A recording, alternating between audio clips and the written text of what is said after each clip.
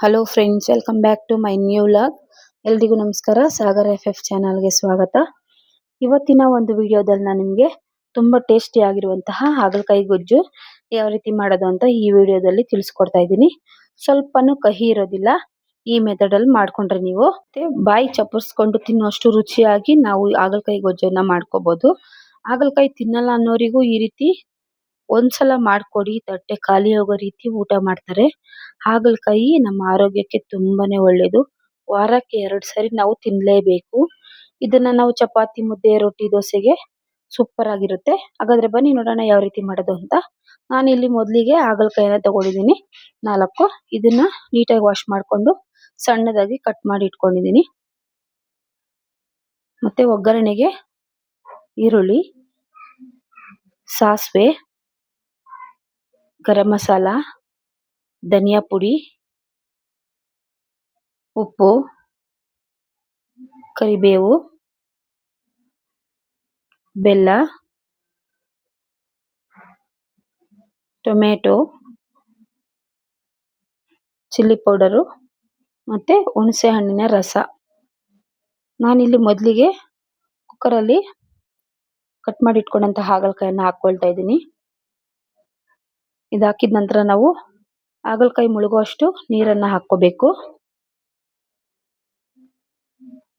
ಈಗ ಇದಕ್ಕೆ ಅರ್ಧ ಟೀ ಸ್ಪೂನ್ ಅಷ್ಟು ಅರಿಶಿನವನ್ನ ಹಾಕೊಳ್ಳೋಣ. ಅರ್ಧ ಟೀ ಸ್ಪೂನ್ ಅಷ್ಟು ಉಪ್ಪನ್ನ ಹಾಕೊಳ್ಳೋಣ.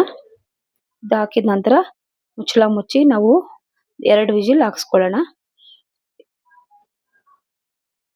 ಅಲ್ಲಿವರೆಗೂ ನಾವು ಮಸಾಲೆ ರುಬ್ಕೊಳ್ಳೋಣ ಬನ್ನಿ. ನಾನಿಲ್ಲಿ ಮಿಕ್ಸಿ ಜಾರ್ಗೆ ಈರುಳ್ಳಿ, ಟೊಮ್ಯಾಟೊ, ಬೆಳ್ಳುಳ್ಳಿ ಮತ್ತೆ ಶುಂಠಿ,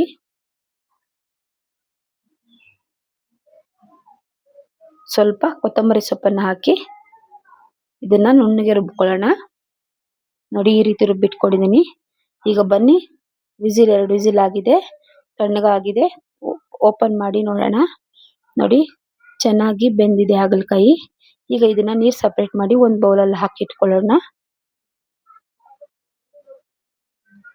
ಈಗ ಯಾವ ರೀತಿ ಮಾಡೋದು ಅಂತ ಹೇಳ್ಕೊಡ್ತಾ ಇದ್ದೀನಿ. ಮೊದಲಿಗೆ ಸ್ಟವ್ ಮೇಲೆ ಬಾಣಲೆಯನ್ನ ಇಟ್ಟು ಕಾದ ನಂತರ ಎಣ್ಣೆ ಹಾಕೊಳ್ಳೋಣ. ನೋಡಿ, ಎಣ್ಣೆ ಕಾದ ನಂತರ ನಾವು ಇದಕ್ಕೆ ಸಾಸಿವೆಯನ್ನು ಸಹ ಹಾಕೊಳ್ಳೋಣ. ಸಾಸಿವೆ ಸಿಡಿದ ನಂತರ ಕರಿಬೇವನ್ನ ಹಾಕೋಬೇಕು. ಈಗ ಸಣ್ಣಗೆ ಹೆಚ್ಚಿಟ್ಕೊಂಡಂತಹ ಈರುಳ್ಳಿಯನ್ನ ಹಾಕೊಳ್ಳೋಣ. ಈರುಳ್ಳಿ ಎಣ್ಣೆಯಲ್ಲಿ ಚೆನ್ನಾಗಿ ಫ್ರೈ ಮಾಡ್ಕೊಳ್ಳೋಣ 2 ನಿಮಿಷ. ಫ್ರೆಂಡ್ಸ್, ಇದು ಹಾಗಲಕಾಯಿ ಸರ್ವ ರೋಗಗಳಿಗೆ ಮದ್ದು ಅಂತಾನೆ ಹೇಳ್ಬೋದು. ತೂಕ ಇಳಿಕೆಗೂ ಕೂಡ ತುಂಬಾನೇ ಒಳ್ಳೇದು. ಮತ್ತೆ ಹಾಗಲಕಾಯಿ ಕಹಿ ಇರೋದ್ರಿಂದ ಎಲ್ರೂ ಹಾಗಲಕಾಯಿ ತಿನ್ನೋದನ್ನೇ ಬಿಟ್ಬಿಡ್ತಾರೆ.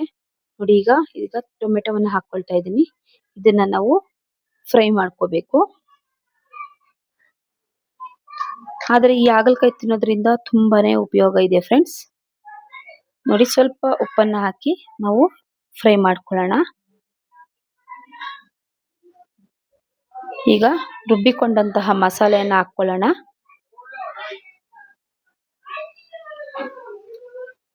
ಇದನ್ನ ಫ್ರೈ ಮಾಡ್ಕೋಬೇಕು ಹಸಿ ವಾಸನೆ ಹೋಗೋವರೆಗೂ. ನೋಡಿ, ಫ್ರೈ ಆಗಿದ ನಂತರ ಇದಕ್ಕೆ 1 ಟೇಬಲ್ ಸ್ಪೂನ್ ಅಷ್ಟು ಚಿಲ್ಲಿ ಪೌಡ್ರು, 1 ಟೇಬಲ್ ಸ್ಪೂನ್ ಅಷ್ಟು ಗರಂ ಮಸಾಲ ಮತ್ತೆ 1 ಟೇಬಲ್ ಸ್ಪೂನ್ ಅಷ್ಟು ಧನಿಯಾ ಪುಡಿಯನ್ನ ಹಾಕೊಳ್ಳೋಣ. ಇದನ್ನ ಚೆನ್ನಾಗಿ ಹಸಿ ವಾಸನೆ ಹೋಗೋವರೆಗೂ ನಾವು ಮಿಕ್ಸ್ ಮಾಡ್ಕೋಬೇಕಾಗುತ್ತೆ. ಈಗ ನೋಡಿ, ಫ್ರೈ ಆಗಿದ ನಂತರ ಇದಕ್ಕೆ ಹುಣಸೆ ಹಣ್ಣಿನ ರಸವನ್ನ ಹಾಕೊಳ್ಳೋಣ ಫ್ರೆಂಡ್ಸ್.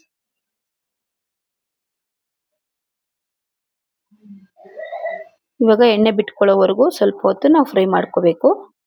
ಈ ಹಾಗಲಕಾಯಿ ಕೂದಲು ಉದುರುವಿಕೆಗೆ, ತಲೆ ಹೊಟ್ಟು, ಚರ್ಮ ಮೊಡವೆ ದೋಷಗಳನ್ನ ನಿವಾರಣೆ ಸಹ ಮಾಡುತ್ತೆ ಇದು. ನೋಡಿ, ಈಗ ಎಣ್ಣೆ ಬಿಟ್ಕೊಂಡಿದೆ. ಹಾಗಲಕಾಯಿಯನ್ನ ಹಾಕೊಳ್ತಾ ಇದ್ದೀನಿ. ಇದನ್ನ ಚೆನ್ನಾಗಿ ಮಿಕ್ಸ್ ಮಾಡ್ಕೊಳ್ಳೋಣ ಫ್ರೆಂಡ್ಸ್. ಹಾಗಲಕಾಯಿ ತಿನ್ನೋದ್ರಿಂದ ಫ್ರೆಂಡ್ಸ್ ನಮ್ಮ ದೇಹದಲ್ಲಿ ರೋಗ ನಿರೋಧಕ ಶಕ್ತಿ ಹೆಚ್ಚಿಸುತ್ತೆ. ಇದು ಅನೇಕ ರೋಗಗಳನ್ನ ಗುಣಪಡಿಸುವ ಶಕ್ತಿ ಇದರಲ್ಲಿ ಇರುತ್ತೆ. ಅದಕ್ಕೆ ವಾರಕ್ಕೆ 2 ಸಾರಿನಾದ್ರೂ ಇದನ್ನ ತಿನ್ಬೇಕು. ಸಕ್ಕರೆ ಕಾಯಿಲೆ ನಿಯಂತ್ರಣ ಮಾಡುತ್ತೆ, ಜೀರ್ಣಶಕ್ತಿ ವೃದ್ಧಿಸುತ್ತೆ, ರಕ್ತ ಶುದ್ಧೀಕರಣ ಮಾಡುತ್ತೆ ಫ್ರೆಂಡ್ಸ್. ನೋಡಿ ಈಗ ಫ್ರೈ ಆಗಿದೆ. ಇದಕ್ಕೆ ಸ್ವಲ್ಪ ಸ್ವಲ್ಪ ಬೆಲ್ಲವನ್ನ ಹಾಕೊಳ್ಳೋಣ. ನೋಡಿ ಈಗ ಚೆನ್ನಾಗಿ ಫ್ರೈ ಆದ ನಂತರ ಬೆಲ್ಲ ಅದರಲ್ಲಿ ಫ್ರೈ ಮಾಡ್ಕೊಳ್ಳೋ ಅಷ್ಟರಲ್ಲಿ ಬೆಲ್ಲ ಕರಗಿ ಬಿಡುತ್ತೆ. ನೋಡಿ ಈಗ ಚೆನ್ನಾಗಿ ಫ್ರೈ ಮಾಡ್ಕೊಂಡ ನಂತರ ಒಂದ್ಸರಿ ನೋಡ್ಕೊಳ್ಳಿ ಉಪ್ಪು ಖಾರ ಕರೆಕ್ಟ್ ಆಗಿದ್ರೆ. ಉಪ್ಪು ಖಾರ ಕಡಿಮೆ ಇದ್ರೆ ಸ್ವಲ್ಪ ಹಾಕೊಳ್ಳಿ. ನೋಡಿ ಕೊನೆಯದಾಗಿ ಇದಕ್ಕೆ ಕೊತ್ತಂಬರಿ ಸೊಪ್ಪನ್ನು ಹಾಕೊಳ್ತಾ ಇದ್ದೀನಿ. ನೀಟಾಗಿ ಒಂದ್ಸರಿ ಮಿಕ್ಸ್ ಮಾಡಿದ ನಂತರ ನೋಡಿ ಈಗ ರೆಡಿ ಆಗಿದೆ ಹಾಗಲಕಾಯಿ ಗೊಜ್ಜು. ಇದನ್ನ ನೀವು ಮುದ್ದೆ, ಚಪಾತಿ, ಅನ್ನ ಜೊತೆಗೆ ತಿನ್ಬೋದು. ನಾನಿಲ್ಲಿ ನೋಡಿ ಅನ್ನದ ಜೊತೆಗೆ ತಿಂತಾ ಇದ್ದೀನಿ. ತುಂಬಾ ಅಂದ್ರೆ ತುಂಬಾನೇ ಚೆನ್ನಾಗಿರುತ್ತೆ. ನೀವು ಮನೆಯಲ್ಲಿ ಈ ರೀತಿ ರೆಸಿಪಿನ ಟ್ರೈ ಮಾಡಿ ಯಾವ ರೀತಿ ಬಂದಿದೆ ಅಂತ ಕಮೆಂಟ್ ಮೂಲಕ ತಿಳಿಸಿ ಫ್ರೆಂಡ್ಸ್. ಅದಕ್ಕಿಂತ ಮುಂಚೆ ನನ್ನ ವಿಡಿಯೋ ಯಾರ್ಯಾರೆಲ್ಲ ನೋಡ್ತಾ ಇದ್ರೋ ದಯವಿಟ್ಟು ಸಬ್ಸ್ಕ್ರೈಬ್ ಮಾಡ್ಕೊಳ್ಳಿ. ಹಾಗೆ ಈ ಚಿಕ್ಕ ವಿಡಿಯೋ ನೋಡಿದ್ದಕ್ಕಾಗಿ ತಮಗೆಲ್ಲರಿಗೂ ತುಂಬಾ ಧನ್ಯವಾದಗಳು ಫ್ರೆಂಡ್ಸ್.